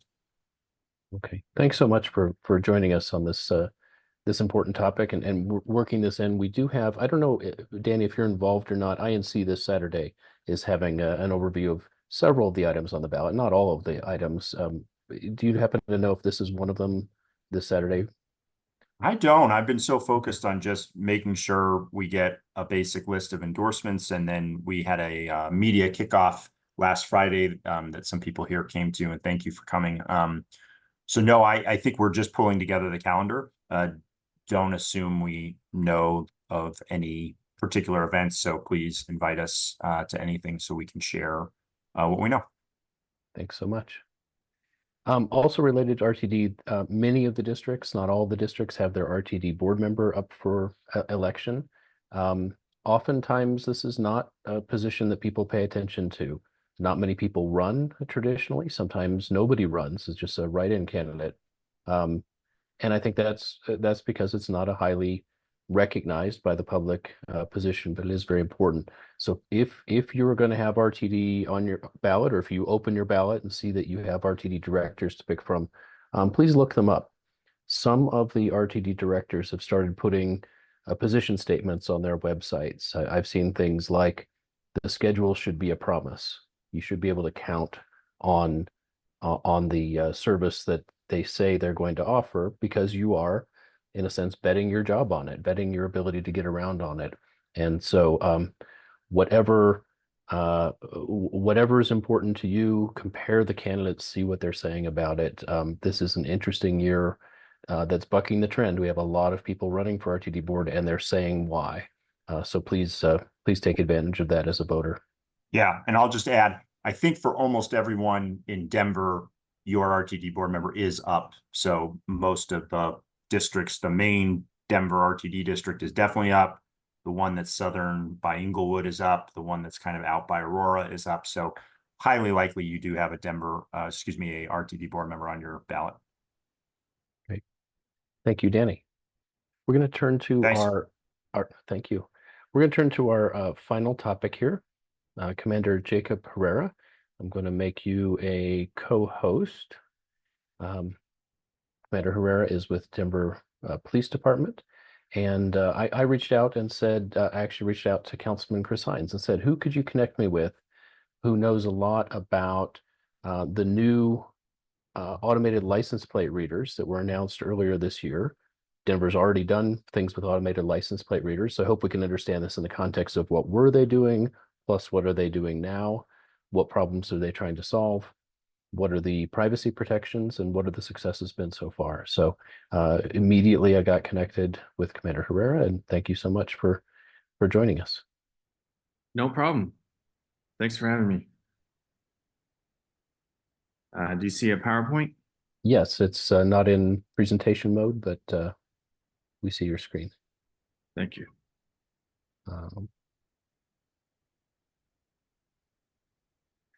Okay, so I will answer all your questions, I hope. I've done this presentation numerous times to various constituencies, so I've gotten pretty good at it, but the downfall of that is I think everyone knows what I know at this point, so I might skip ahead. So to answer your question, the problem we were trying to solve for was auto theft. So starting in 2020 through 2022, auto theft became an enormous crime problem, to the point in 2021, 39 cars were stolen in Denver within the city every day. And so that was close to 15,000 stolen cars a year. And what was troubling was, because it took place in kind of this post-COVID rise in violent crime, the police department, we weren't able to respond very well. So as a consequence, only one of about 16 steals were prosecuted. So you had to steal a car 16 times before the odds caught up to you. So there's too many stolen cars. We weren't catching enough people. The cases were too weak. So we looked at different options, especially when Mayor Johnson came in. He made this part of he ran on this, and then he instituted a 3-part agenda. Number one is we worked with Kia and Hyundai. Those two cars makes account for still 50% of all steals in Denver and in Colorado. The Kia and Hyundais, they've gotten better, but they were really, really easy to steal. There were social media challenges where people were putting on TikTok like how easy it was with the iPhone charger to defeat the remote start mechanism. So second, we put a team together so prior to this, auto theft was decentralized. So we built an all-star team of officers and detectives to focus exclusively on auto theft. So we started our own auto theft team where we had been part of a larger metro task force, but we just felt like that commitment, the problem was not being resolved by our level of commitment. And then the highest profile was an investment in an automated license plate network for $390,000. It's a 1-year pilot, which we ask council for next Friday to re-up the contract. And the vendor is called Flock Safety. So we have, what's different is the Flock cameras. We bought 111. 19 of those were bought first by 2 council districts. Sawyer and Cashman bought 9 each, and they kind of decided where they wanted to go. So we added to that. So now in total, there's 111 within city limits. And we've used ALPRs for about 20 years. The first gen of these were mobile ALPRs, meaning they would go on police cars. They're like these big chunky blocks that could read license plates as you drove through, but you had to drive really fast, and the device had to be pointed just so, and they weren't well utilized. So we bought fixed site ALPRs back in 2015, and these are the stats up for what they did last year. And they were at 6th and Federal, and 6th and Sheridan. Only 2, that's it. And so we got over 4,100 car reads for steals just through those 2 intersections. And now this, of course, is dwarfed with what we're getting through Flock. So we're solving for auto theft, but it's also proven to be really helpful, not surprisingly, in solving violent crime and hit and run. So we're actually getting a lot of investigative leads that we wouldn't have gotten otherwise, because with the Flock system, all you need to know is, like, you just need to know what the car kind of sort of looks like. Was it a red sedan or a white pickup truck? Do you kind of know where it was driving? And then you could use that to search for white pickup trucks in the vicinity of, Florida and Sheridan at 9 p.m. And you could scan through the images. And what we've actually done is we've walked through, a detective was telling me he was walking it through scrolling through all these white pickups, and the victim was like, that's it, right? Because the guy didn't have a plate.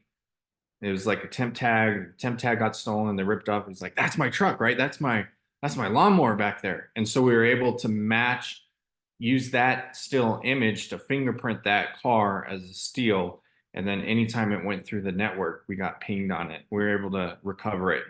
Unfortunately, we were not able to make an arrest, but our recovery times have been really cut significantly, because we're able to, it's really hard to arrest someone for auto theft and as it's happening, because of our pursuit policy, which is a smart thing. So we don't just have hundreds of very dangerous pursuits every year in the city.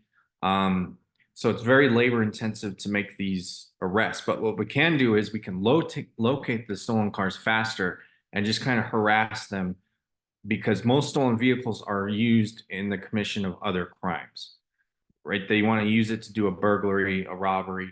So if we know that vehicle's stolen and we're putting scrutiny on that vehicle, they're going to abandon it for a less highly known car. All right, so this is our map of where they are.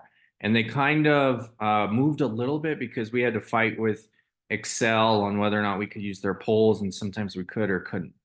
And the other thing that I learned as part of this process is what we get for the ALPRs. And one big reason why the Flock networks are everywhere. Houston has like 800 of these, San Francisco, Atlanta.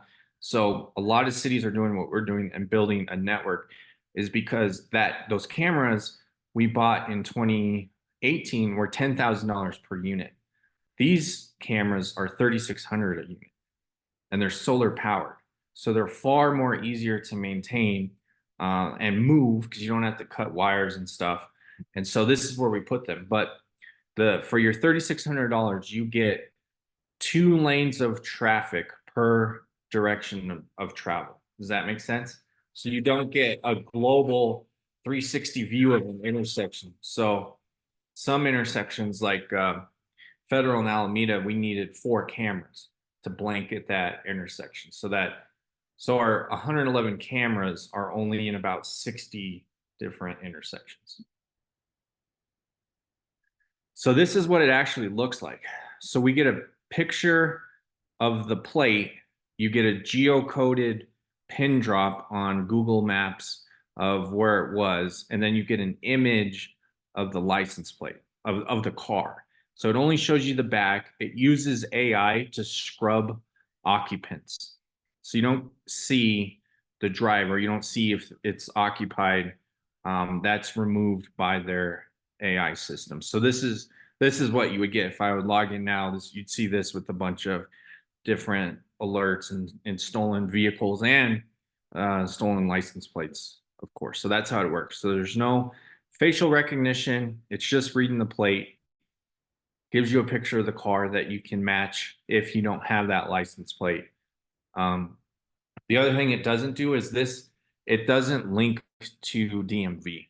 So it doesn't tell us who the registered owner is, which is a privacy layer. So if we have to do a search with this, everything's audited.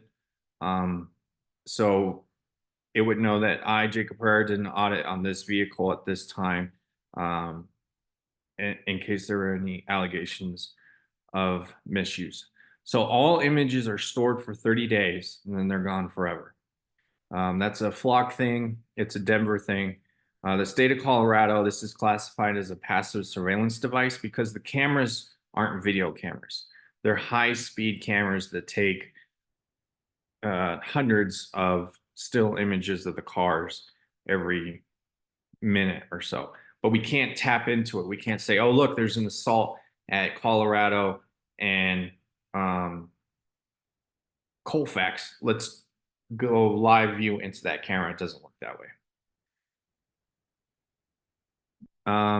So as I alluded to, you could really see in this graph the almost exponential spike in auto theft that peaked around with almost 15,000 stolen cars in 2022. And so last year we had a 20% reduction. And this year, on top of that 20%, we're looking at another 30% reduction.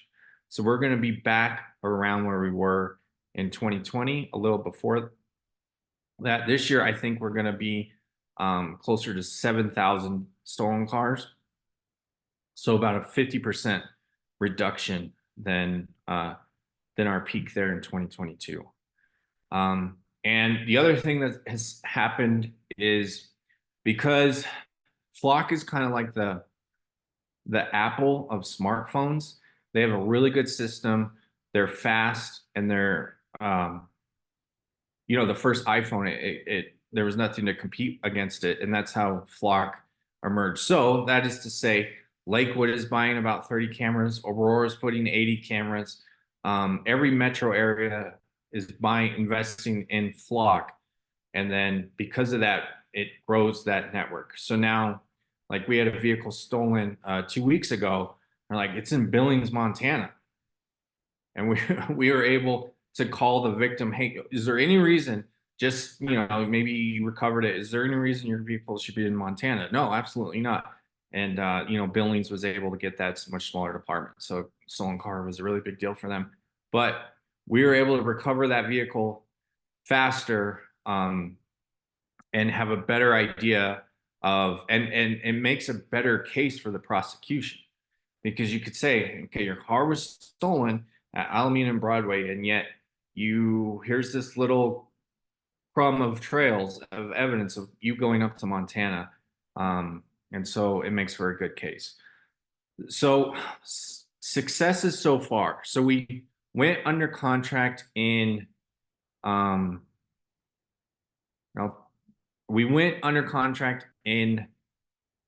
late January, early February, and it took about 10 weeks for them to get the system up and going. So from basically early May to now, we've made 40 motor vehicle theft arrests. A lot of those were in progress. Where the vehicle was stolen, we were able to track it much faster through Flock. We've solved 2 homicides, which we otherwise wouldn't have solved because of Flock. So the shooting occurred. One was at the gas station right off 5th and Sheridan by that Wendy's. And because that's one, we had an ALPR. We knew it was a red car. That's all we knew. And we only knew that because of the video system at the gas station. But we were able to cross-reference that image with cars that look like that, trace the vehicle forward in time, and say, oh, look, they really like this area, went to the area, sat on the, drove around a bunch, found it, made the arrest. So 9 shootings have been solved, 11 sex assaults, and 3 shootings into occupied things, which just means that it was used twice to shoot. 2 arrests were generated when vehicles shot at each other, other like road rage type deals, and then 1 drive-by. And we've had, I didn't put it here, but our conservative number is 9 hit and run arrests or solutions, because a lot of times those are still tickets, even if you leave the scene. So it's been very successful in terms of making a dent in auto theft, and it's proven really successful just 2 weeks ago, where we had a kidnapping and we were able to get on Flock right away, even before we were able to input the vehicle into the Colorado Crime Information Center to let everyone know.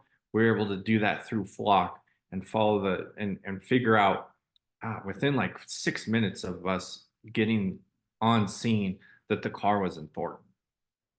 So we're way ahead the normal steps of, let's put the car in, let's do the AMIR alert, let's notify where we think we're able to send Thornton right away. And that's because they run Flock, is really how it's revolutionizing our response to auto theft. And the other thing that's been very successful is you can use the system to identify hotspots faster than ever. So you can do a search where you can see a heat map of where cars were stolen over the last 24, 48 hours. And so you see those hotspots emerging way faster than traditional crime analysis. And that's been very useful, because now DAT looks at that every single day, even on their days off. They'll log in and they'll notify the officers in that area, hey, this looks like a hotspot, get over there and figure out what's happening.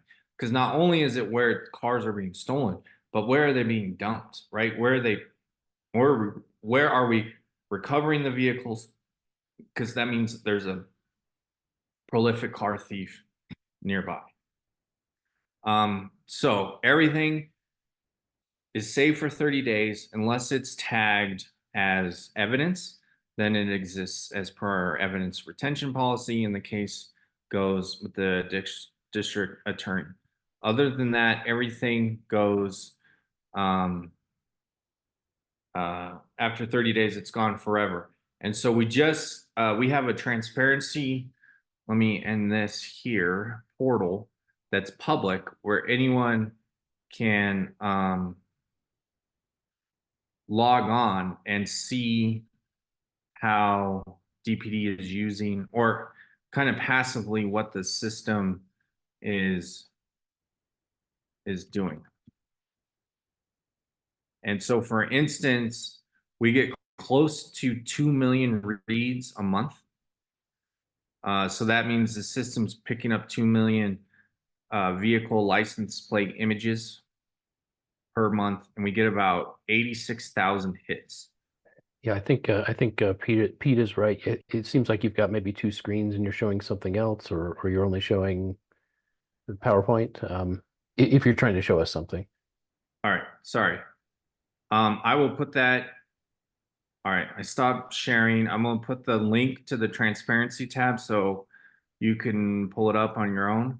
It's Okay. on our webpage, as is the location of the where the cameras are. Great. Well, the term automatic license plate reader, ALPR, suggests to everybody, including me, that what it does is just license plates. But it sounds like it does so much more. If there was, like, one thing that makes me feel particularly helpless is hit and runs. What are we Yes. going to do about them? And there could be someone who witnessed it and they can describe the car, but the chances of them knowing what the license plate is are pretty low. This actually has something that it can do about that, right? Yeah, and it's been used. So the two cases I know of where it was successful, there was a hit and run with severe injury, where the victim vehicle was driven by a sole occupant, and the occupant was unable to call it in. Does that make sense? So we weren't able to talk to the victim about, like, hey, what the heck happened, right? What kind of car was it? And so the detective went back to, right, he goes, it clears the scene, goes to where it occurred, pulls up the flock vehicle, was able to, the flock system, and was able to look at, because it was late at night, all vehicles going by. And because thankfully it caught two vehicles, you could tell this vehicle was going really fast. And sure enough, he tagged it. And then later it showed up in another flock hit with, lo and behold, a bunch of front end damage. So we wouldn't have that evidence without it. And so this poor guy who was doing right, following the rules of the road, gets T-boned at a red light by a drunk driver. Drunk guy drives off. The guy's totally incapacitated the victim. We're able to make that arrest, where normally we would just be back to canvassing the area, trying to pull traffic cams that don't always record. So it's been a big help on the stolen vehicles and the violent gun crime. Oh, and violent gun crime. Again, someone has to be in a vehicle. This is all vehicle centric. Bruce has a question. Bruce, do you want to introduce yourself with your name and what neighborhood you're in? Yeah, Bruce Basket, Hutchinson Hills, far southeast Denver.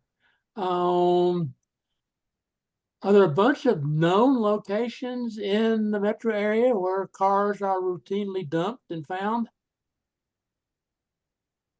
No, I don't know if they're known, but because the network is so wide, it's pretty easy for us to pick that up quickly. What does flock stand for? Nothing. Nothing. It's just the name they chose. Okay. Should this be publicized as a deterrent, possibly, to a lot of these crimes, or do you like keeping it quiet just so it can continue working so well? Well, I mean, we did have a big press conference when it was unveiled, and we did, the mayor's office wanted to let people know where they were, to be transparent with them, because the idea was to build a network, and we wanted the car thieves to know, if you come to Denver, you're going to be tracked. So, go steal a car in Aurora. Good. Great. Pete has a question for maybe what a next innovation might be. Yeah, you mentioned how this can be used to track just based on the color and things like that of a vehicle. I didn't know if there was built in any functionality to track bikes and things like that.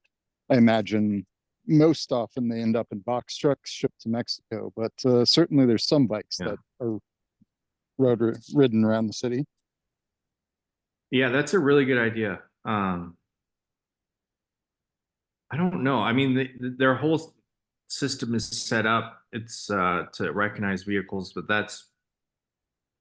we certainly do have a big problem with stolen bikes. To be honest with you. So I don't know. I don't know of anything that exists like that, but that is a good idea. So if you're a software guy, Pete, you could probably develop that and sell it to us.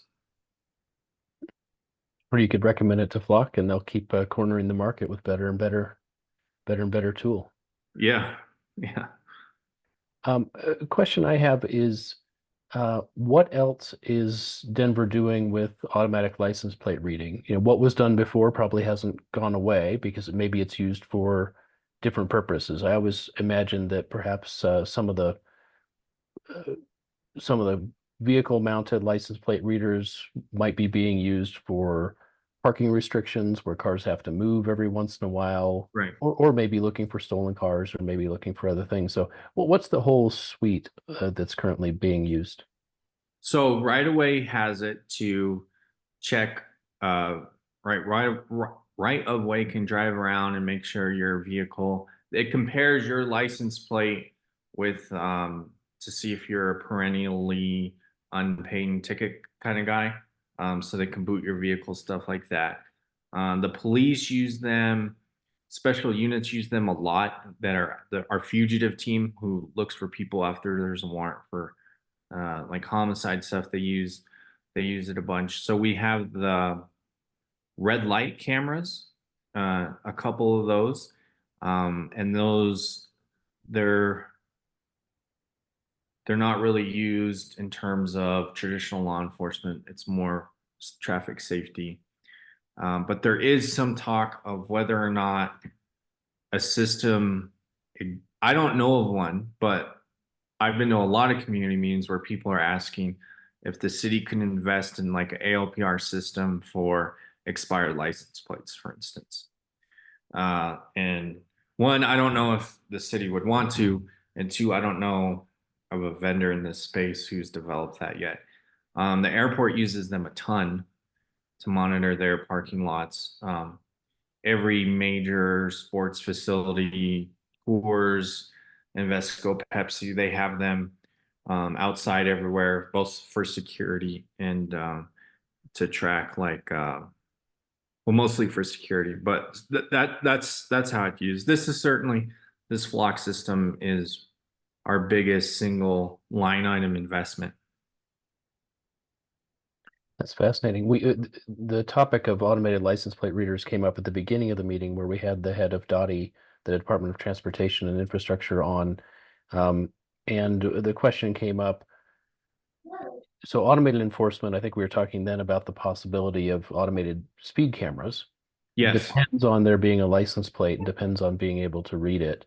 A great force multiplier when that works. Is the department, or are you aware of any move to trigger looking into a car that doesn't have a license plate?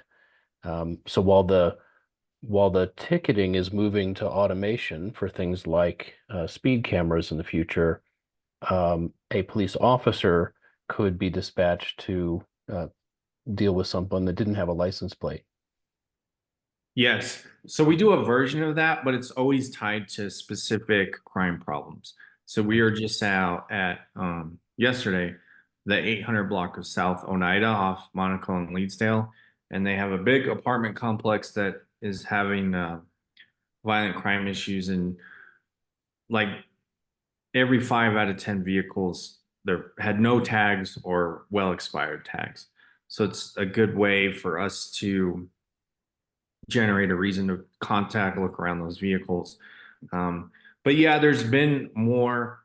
The chief has asked more from patrol in terms of enforcing the temp tags, you know, that have been in someone's car since 2022, or the no vehicles at all, or so we have increased empirically the number of moving violations for license plate violations, either improper tags, no tags, or late tags.